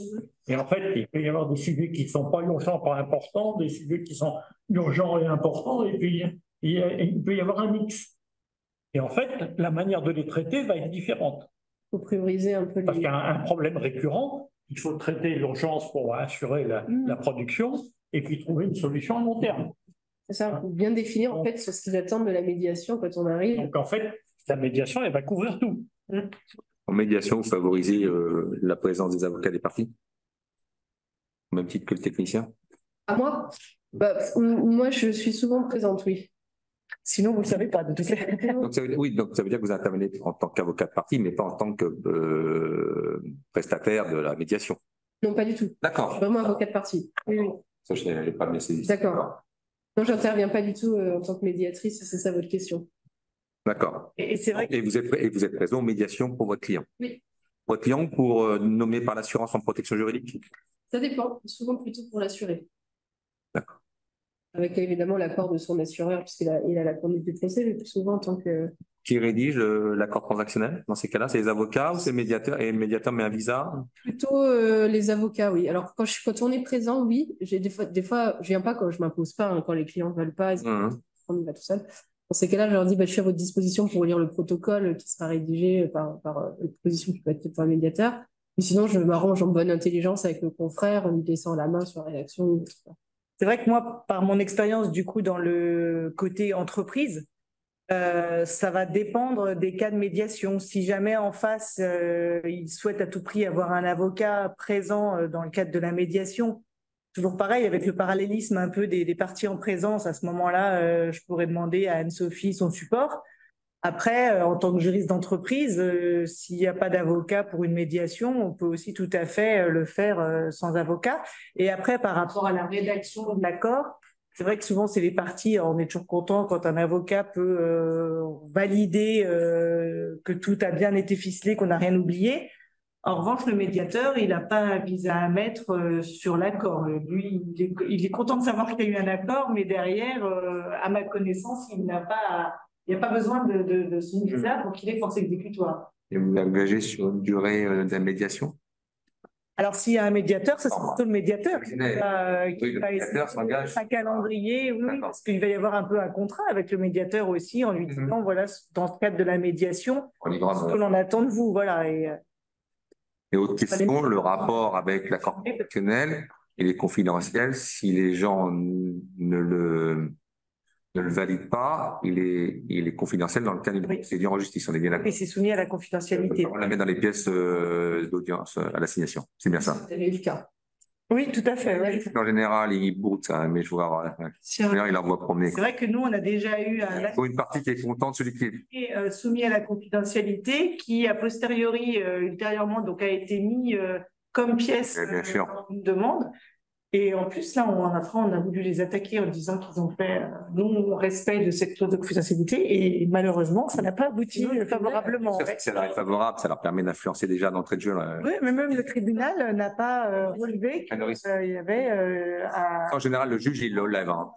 Vous demandez, en général, il le lève. Il le dit, Dans les pièces, ouais, les pièces voilà, cette pièce-là est confidentielle, elle n'a pas à être diffusée dans le cas du pouvoir aux autres parties, surtout c'est les ordonnances communes après. Le TA pas du tout, n'a pas du tout relevé ça, et après on l'avait soulevé parce que c'était une demande faite par une collectivité publique qui a assigné une entreprise de construction, et c'est appel en garantie de l'entreprise de construction contre. C'est assez malsain parce que pour avancer sur les causalités, il faut que tout le monde y mette un peu du sien. Donc, ça veut dire qu'il y a des choses qui apparaissent dans le rapport amiable et derrière, ce qui s'est diffusé, ça trompe toute l'expertise dès le départ, quoi. Oui, non, complètement. Quelle était l'explication du tribunal pour ne pas… C'est assez lapidaire, je dois vous dire. Hein. Oui, c'était parce qu'en plus, on avait eu, non seulement il ne nous avait pas suivis, mais il nous a aussi condamnés pour demande abusive. Ah oui, à Bordeaux, parce qu'on avait effectivement soulevé. C'est frustrant, oui, là. Non, mais ça paraît logique, c'est tellement logique. Et il ne nous a pas du tout suivis. Je sais, qu'est-ce qui avait été retenu? Je me demande s'il n'avait pas dit que c'était une pièce qui était utile. Alors, c'était que le. Et puis aussi, peut-être pas de préjudice vraiment. Oui, c'est ça. Il était allé sur l'aspect qu'il n'y avait pas de préjudice quantifiable, alors qu'on a quand même dit que. Et puis, malgré tout, voilà, c'est un manquement à cette obligation de confidentialité. Ouais. Ça trouve l'expertise, mais c'est de la médiation, en fait. Hein. Si d'un seul coup, une des parties se dit tout ce que l'on va pouvoir échanger part sur la place publique. Non, c'est vrai que derrière, on est moins confiant après sur cette espèce de confidentialité. J'imagine, hein, on doit être moins conciliant. Ouais. Donc, je regarde leur tournée aussi, sur quelques exemples de succès et d'échecs en médiation. Donc, le premier, c'est plutôt un succès, et là, ça allait dans le sens de la présence d'un expert technique. Donc, c'était un chantier de construction pour l'extension d'un barrage hydroélectrique, une production d'électricité, et il s'agissait de forer une partie de la montagne, et il y avait de l'amiante naturelle, et un laboratoire avait été désigné pour s'assurer que en fait les galeries ne contenaient pas d'amiante naturelle et n'allaient pas contaminer le tunnelier, donc le tunnelier c'était dans une machine qui creuse. Il se trouve que il y en avait, ça a contaminé le tunnelier, il a fallu le faire sortir, il a fallu les amianter, etc., etc. Énorme arrêt du chantier. Donc on est parti en médiation avec une bonne partie des intervenants. Et là, les assureurs ont voulu aussi que les experts techniques soient présents au cours de médiation. Et j'avoue que on avait fait une énorme préparation technique sur ce dossier avant d'entrer en médiation. Très bonne ambiance entre les parties, etc., qui eux-mêmes avaient énormément bossé le dossier, aspect technique. Donc là, pour le coup, nous, les avocats, on avait été très, très enregistrés. Mis à part faire cette petite présentation de base, on avait laissé essentiellement les experts s'exprimer. Alors, nous, on avait choisi quelqu'un qui est très commercial, en fait, au sein de son cabinet d'expertise, et qui avait su vraiment présenter les choses d'une manière qui n'était pas trop vindicative ou trop incisive, avec les pièces bien préparées, ce qui a fait qu'en face, ils ont dit oui, effectivement, il y a tel et tel élément qu'il faut accepter pour nous, pas acceptable, et on a trouvé un accord sur cette base-là, avec des documents financiers aussi bien préparés, et ça s'est réglé très très rapidement. Pourtant, un dossier qui, s'il avait été en expertise, aurait pris des années et des années, compte tenu du nombre de parties en présence et des enjeux aussi financiers qui étaient ceux de ce dossier.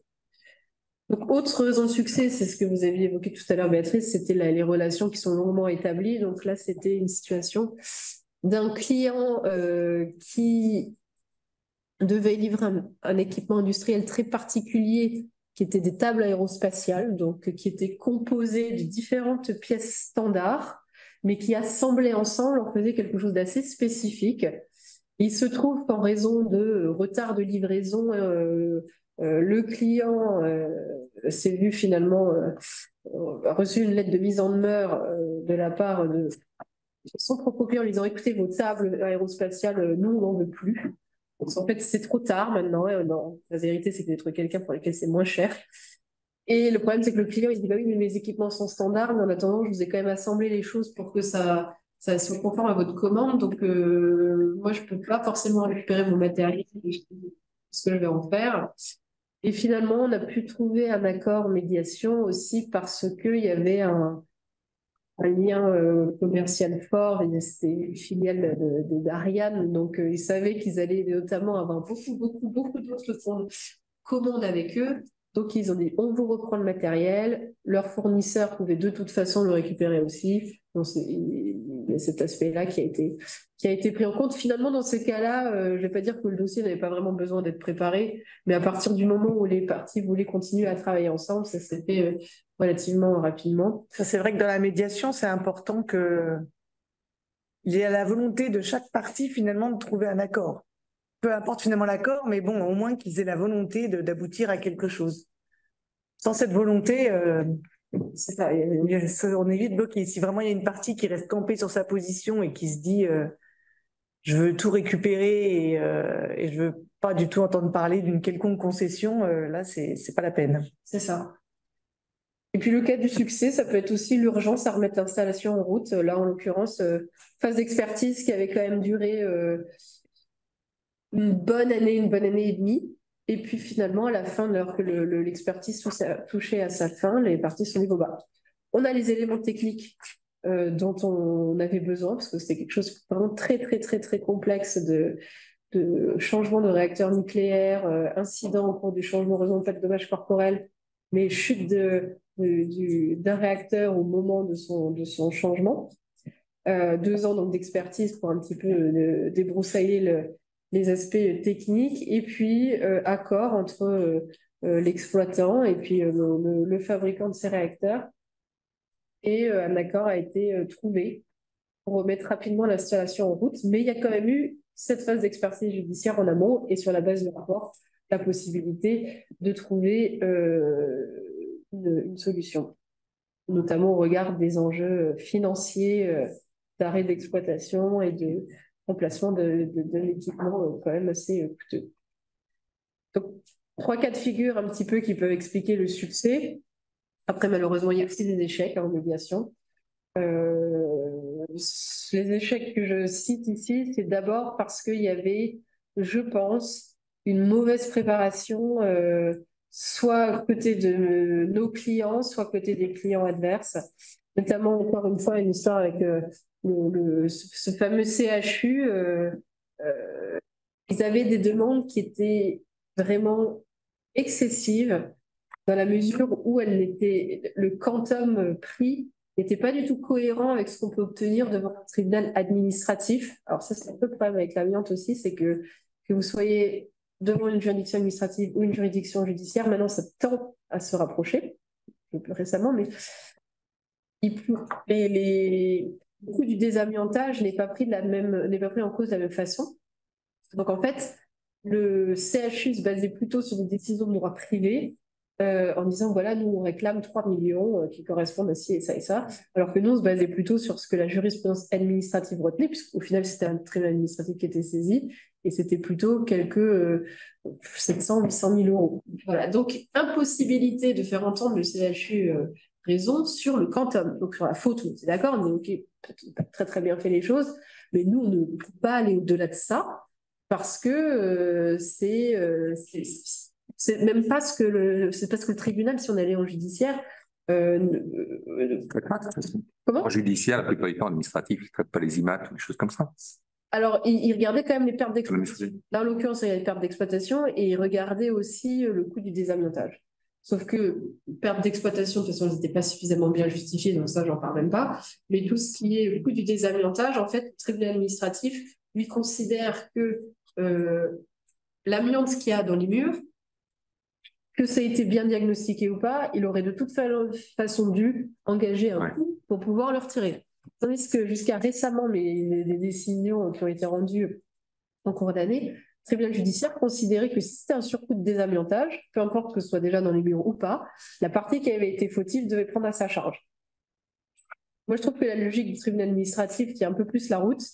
Et voilà, donc le CHU, lui, était vraiment intransigeant sur sa position, et on n'a pas pu trouver un accord parce que ils avaient des attentes qui étaient incohérentes finalement avec ce qui pouvait être rendu en jurisprudence.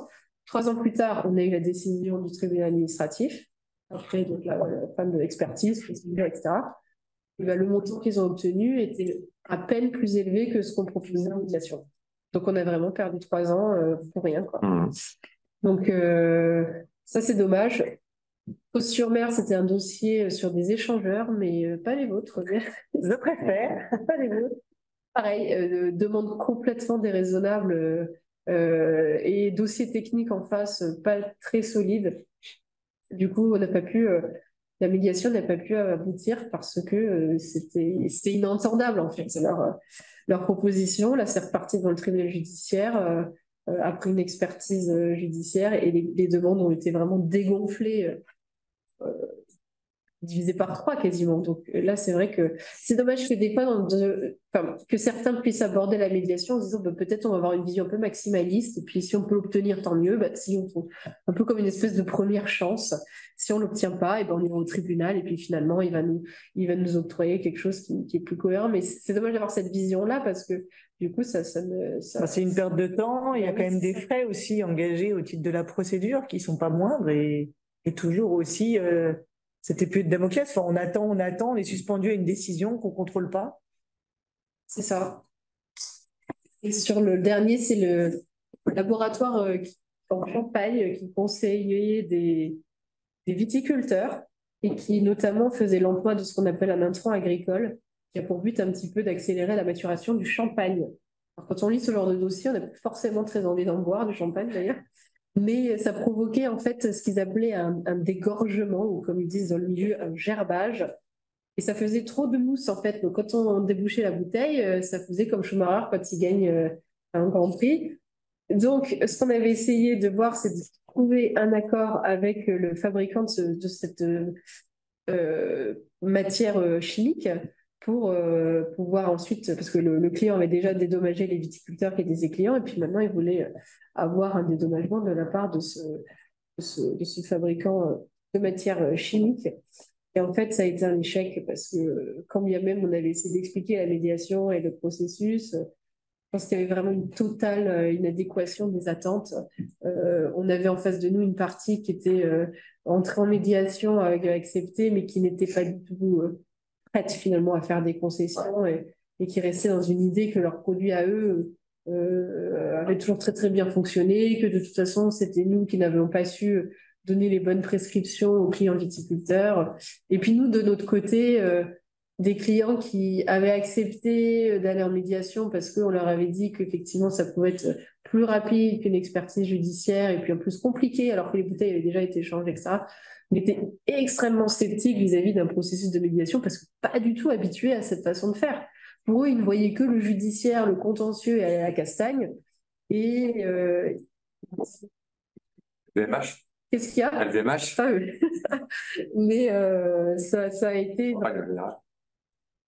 Et c'est vrai qu'aussi parfois, en fonction de la typologie de clients, il y en a qui ont une certaine opinion de leurs produits qui fait qu'ils ne veulent surtout pas entendre parler de problèmes avec leur propre production ou manière de faire. C'est ça. Donc à la fin, étonnamment, on avait quand même trouvé un accord, mais le client n'était pas satisfait en fait. Il avait l'impression qu'il n'avait pas pu obtenir ce qu'il avait. Que d'avoir même été que ça avait été une défaite pour lui en fait de concéder certaines choses à son adversaire, que de toute façon il voulait plus en entendre parler de cette entreprise de produits chimiques et non pas c'était un fin d'un dossier mais on sentait qu'ils n'étaient pas ravis.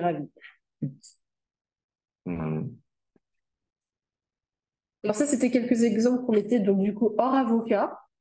Oui, hors avocat et aussi dans le cas de la pompe à chaleur, s'il y avait un avocat. Oui, c'est ça. Mais vous étiez présente. J'étais présente, mais en fait, c'était l'absence du médiateur, là, justement. Et du coup, il y a eu une volonté de transiger pour éviter d'aller au litige. Mais il y avait beaucoup d'intervenants à différents échelons entre le fournisseur du fournisseur qui va l'intégrer dans un produit, qui ensuite va l'installer, il y a de la maintenance. Donc, il y avait énormément d'intervenants. Et cette volonté de trouver un accord et à un moment a été soulevée par tout le monde et il y a eu des discussions. Mais clairement, je pense que là, l'échec, c'était le fait de l'absence d'un médiateur qui fait que du coup, déjà, il y a eu beaucoup de... Entre les différentes parties, le temps que chacune se positionne, etc., il y avait des semaines et des semaines, c'était à rallonge. Donc clairement, la temporalité n'était pas du tout contrôlée. Et je pense que ça a aussi été un des motifs de l'échec. Et aussi le fait que tout le monde se renvoie la balle, regarde, ah ben non, c'est lui, c'est lui, c'est lui. Alors que clairement, dans les dossiers où un médiateur est présent, c'est lui qui prend un peu aussi toutes les informations, peut reformuler, peut après exprimer l'analyse, enfin voilà, le recul qu'il en a. Et ça permet d'avancer vers un accord qui est plus facile à trouver, je trouve, dans ces cas-là. Et vous aviez aussi cet exemple qui rejoignait peut-être un petit peu le vôtre, d'avoir un médiateur d'une nationalité. Oui, effectivement, en fonction les contrats souvent sont entre des parties d'États différents, de nationalités différentes, de cultures différentes, et se pose la question de savoir, voilà, quand on doit nommer un médiateur, est-ce qu'on prend un médiateur de la nationalité d'une des parties? Est-ce qu'on prend au contraire une nationalité tiers, mais qui peut-être va encore mettre une difficulté supplémentaire? Les deux. Ou les deux, voilà, effectivement, comme dans votre cas. Donc, effectivement, et du coup, je pense aussi que si on reste vraiment dans le cadre de la médiation, le médiateur qui connaît bien son rôle, effectivement, ça peut vraiment être un atout d'avoir deux médiateurs. En matière de volonté de transiger les parties, j'ai vu deux cas différents. Un cas où je n'avais pas réalisé, mais les deux conseils étaient très pro-médiation. Et ils étaient même eux-mêmes médiateurs parfois. Et ils avaient amené leurs clients en médiation. Et il y a une des conseils qui n'avait pas bien vu que son client ne voulait rien céder. Et donc ça s'est très bien passé au début. Et puis, parce que tout le monde se faisait la communication, mais ça ne débouchait sur rien au bout de la deuxième réunion. À l'inverse, j'ai vu une médiation ici, dans cette salle de réunion, j'étais là, j'avais les deux parties là, beaucoup de personnes autour de la table, deux grands groupes. Et en fait, la personne qui était en pouvoir, l'autre partie exposait son point de vue, et je l'ai entendu deux fois me dire « Oh là là, mais j'ai pas beaucoup de marge de médiation. » Oui. Il l'a dit par deux fois. Le lendemain matin, il m'a téléphoné, il me dit « Je voudrais discuter directement avec l'autre partie. » C'est-à-dire qu'en fait, la médiation l'avait aidé à prendre conscience de l'exposé de l'autre, et il avait pris visiblement, la nuit, il portait conseil, et le lendemain après-midi, ils se sont mis d'accord. Donc même avec une volonté de transiger limitée, ou le fait de se rencontrer et de discuter peut amener à prendre conscience. Donc il y a tous les cas de... Oui, c'est ça. On va garder une capacité d'écoute sur ce que raconte l'autre en face pour pouvoir trouver une solution et pas rester bloqué. Mais c'est fait. Non, j'allais dire, c'est vrai que enfin, moi, en début de médiation, j'ai tendance à dire aux parties d'écouter non pas pour répondre, comme on prend toujours l'habitude de faire, mais d'écouter pour comprendre. Bien sûr. Là, ça interpelle. Et l'attitude des parties est différente à ce moment-là. Oui, pour comprendre pourquoi l'autre partie est comme ça. Voilà. Et, Et là, écouter pour répondre. J'étais Écouter pour comprendre. inquiet. Comprendre l'autre. En fait. Oui, mais j'étais inquiet par ces réflexions-là, le signal à bas bruit, mais en fait, il était en train de comprendre. Exactement. Donc, depuis, je me suis dit, c'était peut-être pas... Ça a été... Salvateur.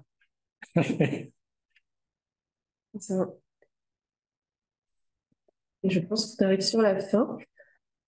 Oui, alors les prospectives. Je voudrais juste ajouter un point, si vous me permettez, sur la motivation des parties dans la médiation.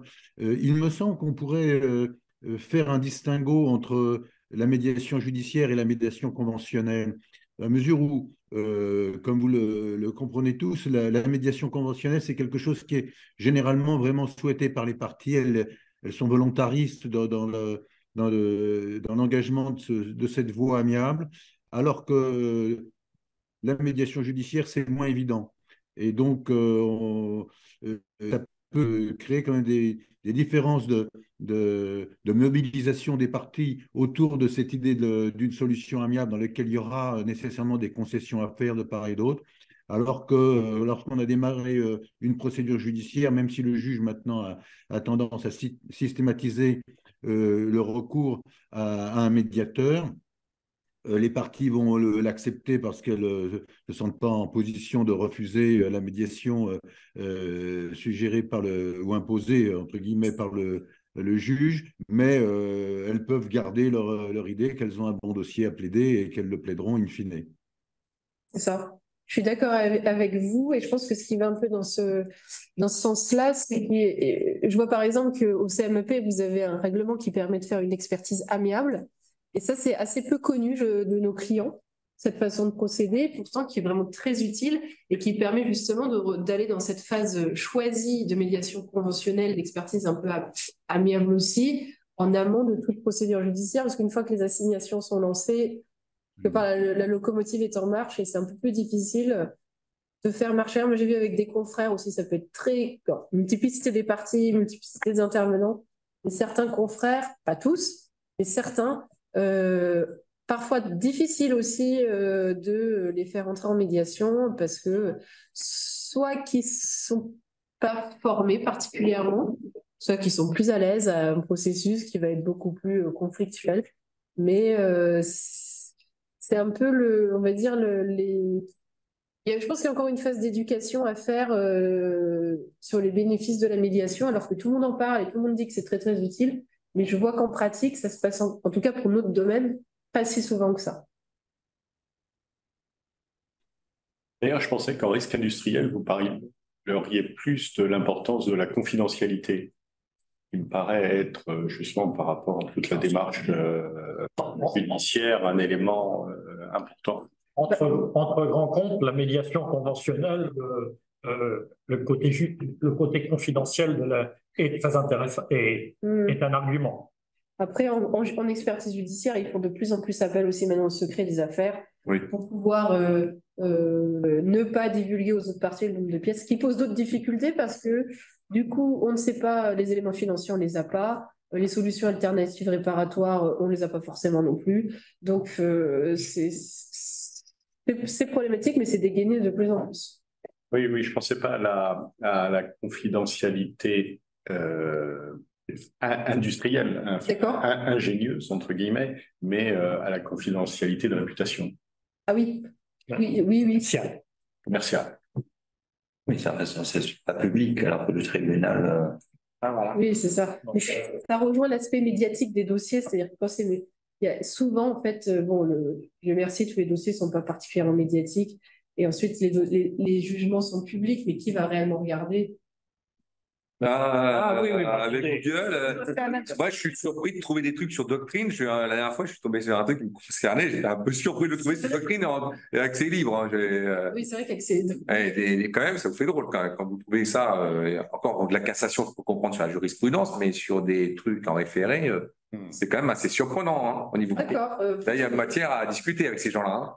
Commercialement, il y a des secteurs industriels où il y a des revues professionnelles où les journalistes vont regarder ce qui se passe entre les entre les grands comptes, entre les fournisseurs et les clients. Et il y a des articles sur des litiges. Ils sortent, vous voyez, là. Vous trouvez des assignations. Ils sont... intéressantes, hein, des trucs. Ouais, ok. Vous voyez, vous m'apprenez plus que je ne le savais sur les. Mais c'est vrai que oui, il y a une publicité du jugement, mais peut-être que. Des conflits. Publicité des conflits. Un bon commercial qui négocie des grands comptes, il va aller voir quels sont les conflits avec le fournisseur actuel. C'est un truc de fou. Mais Internet, de toute façon, c'est du grand n'importe quoi. Donc, on n'est plus à ça près. On trouve tout. Il est public et là, effectivement, rien n'empêche qu'on se serve de ce jugement. Mais si jamais il y a juste un article qui parle de conflit, ça peut aussi être diffamatoire. C'est les ordonnances de référé. C'est même pas les jugements, c'est les ordonnances de référé pour dire qu'il y a eu un conflit entre telle personne et telle personne. Sur tel sujet, avec le contexte. Moi, il y a un tribunal qui a quand même acté quelque chose. Alors, on est d'accord ou pas d'accord, mais... C'est ce qui médiatiquement va faire le bruit, c'est le conflit, c'est pas le jugement. C'est vrai. Mais bien sûr, c'est pas compris. Il aura 3 ans de décalage, alors que le conflit, il est instantané. Et pour les... c'est là que ça peut être diffamatoire aussi. Donc, complètement, mais c'est pour les sociétés CAC 40, SBF 150, etc. J'ai l'impression dans les appels de médiation, pardon, c'est un élément important pour le risque industriel et du risque industriel. Très, très intéressant à noter. Je crois qu'on a fait le tour. C'est ça. Merci beaucoup. Je ne sais pas si vous avez d'autres questions. Il y a quelqu'un qui a levé la main. Oui. Du coup, je ne sais pas comment donner la parole. Il faut que... Je peux la prendre directement. Ah oui, d'accord. Voilà, je vais faire comme tout le monde. Donc, j'ai laissé les débats prospérer et j'avoue que j'ai appris beaucoup de choses. C'était un débat très, très intéressant avec des échanges fructueux. J'ai deux questions. Alors, une première, j'avais mis un commentaire dans la barre de chat. Alors, concernant, j'ai été surpris effectivement d'entendre au début et régulièrement dans la présentation de parler de responsabilité, de faute de l'une des parties, ce que je peux comprendre en tant que juriste par rapport à une problématique industrielle dans le cadre de notre sujet. Mais en même temps, la médiation, et parfois c'était abordé, c'est aussi l'opportunité pour les parties, au-delà de la faute, de trouver la solution qui les arrange et des choses ont été. Donc, la question que je me... Et si effectivement une des parties vient en médiation en disant moi j'ai raison, toi tu as tort, c'est toi le responsable, on sait tous dans ce débat qu'il y a de fortes chances que la médiation achoppe, sauf si le médiateur est en capacité effectivement de faire comprendre à l'autre partie ce qu'il en est. Tout à l'heure, vous avez abordé effectivement l'aspect de cette compréhension des problèmes. Donc, je voulais savoir, dans la majorité des cas, est-ce qu'effectivement les parties ou une des parties vient avec cette idée « je vais te faire rendre gorge parce que j'ai raison » et puis au cours du processus de la médiation, les choses avancent parce que le médiateur fait très bien son travail ou une des parties a été bien briefée par son avocat, il faut être ouverte. Et on sait en médiation que non, l'âne qui tire par la queue, tout le monde a tort, tout le monde a raison. Donc voilà, comment on switch ça?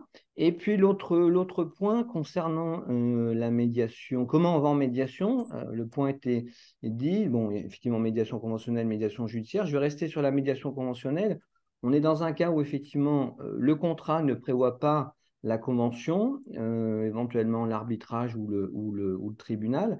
Et est-ce que vous arrivez dans ces cas-là, effectivement, à conduire les parties à aller en médiation? J'ai entendu les cas d'échecs, notamment le scepticisme à aller en médiation.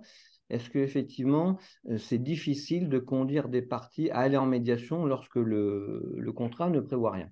Voilà, mes deux questions. Alors, sur votre première question qui est quelque part changer un peu le paradigme et de se dire on n'est plus sur une question de faute, on est plus sur une question de responsabilité. Je dirais dans un premier temps que la plupart du temps, on essaye effectivement d'expliquer aux clients que le but, on n'est pas devant un tribunal, le médiateur n'est pas un juge, il ne va pas trancher. C'est aussi la raison pour laquelle nous, en tant qu'avocats, on essaye de rester en retrait, que moi, j'essaye de m'adresser le moins possible, on va dire, à directement le client opérationnel, parce que je ne veux pas qu'il ait le sentiment de se dire si c'est l'avocat qui parle, ça va être forcément conflictuel. Il faut que je lui réponde, il faut que je me défende. Et donc ça, on essaie quand même de bien l'expliquer aussi aux clients. Après, il y a des domaines, et je pense notamment au domaine réglementaire aérien, où la médiation qui a été ordonnée par le tribunal administratif, compte tenu de la nature du contentieux, qui était à la fois sur des factures qui devaient être réglées par cette société qui employait des mécaniciens, mais aussi la question vous avez émis une suspension sur notre activité parce que vous n'avez pas respecté, parce qu'il nous est dit qu'on n'a pas respecté des critères réglementaires. Ça, il était impossible de ne pas faire quand même mention d'une question de responsabilité et de faute, parce que le domaine était tellement particulier, à savoir la sécurité aérienne, qu'il fallait en fait faire comprendre, et le client, lui, moi je ne suis pas venue à cette médiation-là parce qu'il ne souhaitait pas que ma présence en tout cas, et il avait été très clair, en tout cas quand on avait préparé la médiation avec le client et ce qu'il fallait expliquer au médiateur, de dire sur ce point-là on ne peut pas transiger, on ne peut pas dire écoutez d'accord, on vous donne une demi-suspension, vous avez une suspension d'1 an, en fait on vous met que 6 mois, parce qu'il fallait rester dans cette idée qu'on ne peut pas déroger vis-à-vis de la DGAC ou de l'Agence européenne à ce qui est fixé comme étant des critères. Donc, le domaine particulier, on va dire, appliqué à ce type de médiation faisait qu'il fallait qu'on garde quand même une idée de là, cette société qui en fait, il y a un certain nombre de fautes qui ont été commises, mais peut-être qu'on n'appuyait pas sur vous avez mal fait, mais on a un cahier des charges réglementaires à respecter, vous n'êtes pas rentré dans ces cases-là, et le débat ne peut pas aller plus loin que ça. Et ça a été assez bien compris, le médiateur aussi a assez bien compris le sujet, alors que pour le coup, c'était vraiment, le domaine d'activité là est tellement spécifique que le médiateur n'était pas spécialisé dans la sécurité aérienne ou même l'aéronautique. Et du coup, ils ont pu assez vite évacuer le sujet en disant, très bien, ce point-là, on ne peut pas le négocier parce que c'est réglementaire. OK, vous avez relevé un certain nombre d'écarts. En revanche, on va se porter sur la question des factures et là, trouver un accord. Donc, je dirais que dans la majorité des cas, effectivement, il faut éviter de dire toi, tu as mal fait, moi, je ne suis pas content. Même si j'avoue qu'il y a quand même aussi une espèce de... Il y a des fois aussi ce besoin de décharger aussi, de dire voilà, nous, on a mal pris ça, nous, on n'a pas... et sur ces points-là, on n'est pas tellement satisfait, ou j'essaie de ne pas mettre l'accent vis-à-vis des clients sur le fait que ce n'est pas une vendetta assis autour de la table, mais que je sens des fois qu'ils ont quand même besoin d'exprimer une forme de frustration et je ne les bloque pas complètement là-dessus. C'est l'occasion de décharger la pression. Indispensable dans le début de réunion. C'est ça. Donc, faut passer par là. C'est fait pour ça. C'est ça. Donc, je sais que c'est impossible de leur dire analyser un peu. Voilà. On va pas parler de la faute. D'où l'importance de faire la médiation après le repas. Avant le repas. Mais... Vous en faites beaucoup chez Alpha Laval? On est très ouvert, oui, à la médiation, oui. J'ai pas eu la réponse à mon deuxième point. Et le deuxième point, donc, ce qui est en fait, et vous avez tout à fait raison, quand c'est prévu dans le contrat, c'est beaucoup plus simple. Surtout que quand on fait pas, quand le préalable médiation, qu'ensuite on a un arbitrage ou une juridiction étatique à saisir, si le préalable de médiation n'est pas respecté, il y a des problèmes d'incompétence. Donc c'est vrai que ça va pousser un peu plus les parties à essayer de remplir cette phase préalable pour ne pas avoir le risque de mission d'incompétence. Donc ça les pousse un peu plus. Une fois que, si ce n'est pas prévu dans le contrat, mais c'est quand même de plus en plus le cas, ce n'est pas prévu dans le contrat, et c'est beaucoup plus difficile, je trouve, de convaincre les parties d'entrer en médiation,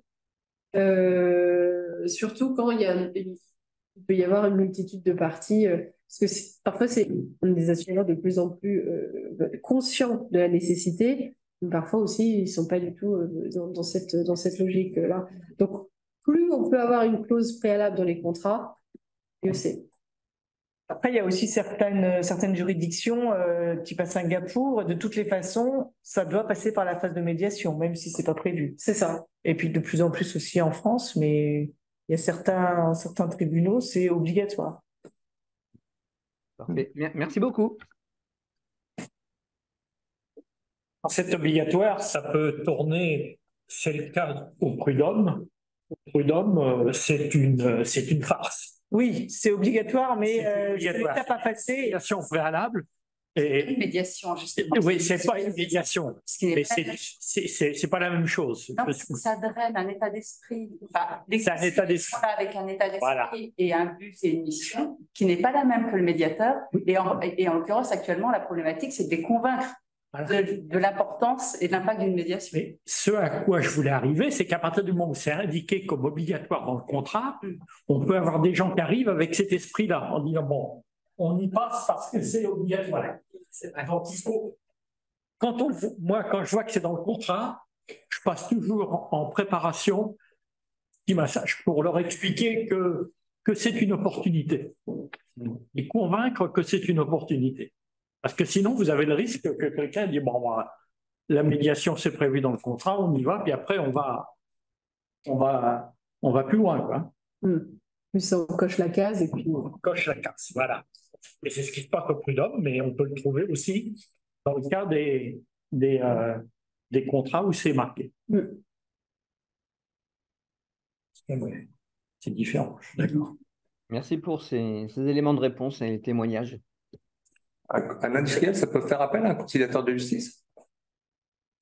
Ou c'est plus réservé aux particuliers? Non, tout le monde peut faire appel. Je veux dire, vous pouvez faire appel à un conciliateur de justice, vous pouvez faire appel, que ce soit de manière conventionnelle ou que ce soit au stade du judiciaire. D'accord. Les conciliateurs de justice en mairie ou des choses comme ça, ceux qui sont sur les listes, hein, les vrais, les vrais, ceux qui sont sur les listes des tribunaux, conciliateurs. Je pense que Je sais pas trop si c'est réservé aux particuliers. Ou... Je pense que celui en mairie sera peut-être plutôt pour les particuliers. Oui. Je me dis que dans la voie d'un tribunal, il doit bien y avoir des listes de conciliateurs. Ah oui, tout à fait. C'est réservé pour les particuliers pour limiter mettre une bonne proximité, choses comme ça. Bon, s'il n'y a pas eu d'autres questions, je pense que c'est le moment pour clôturer ce mardi. Nous vous remercions Anne-Sophie et pour cette intervention. Et je vous invite tous, si vous voulez, à aller à la salle d'accueil pour un petit déjeuner. Merci.